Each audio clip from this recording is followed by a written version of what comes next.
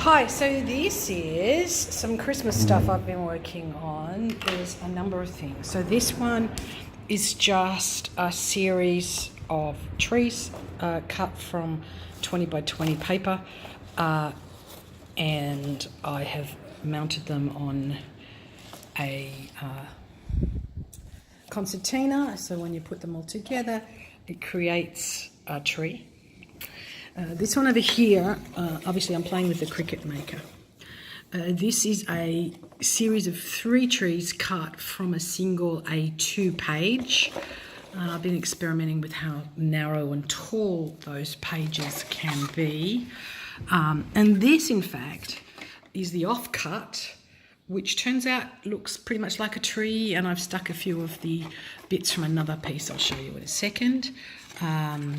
But together they make a kind of forest, which is quite pleasing. This is this is the first cut from this tree here. But they make a nice little forest. I'm staying at a friend's house and I've made these and I'm going to leave them for her. But I've also I made 3 of these. I've only got 1 actually displayed.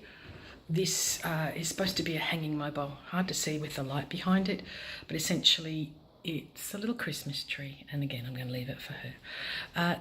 That's Christmas so far.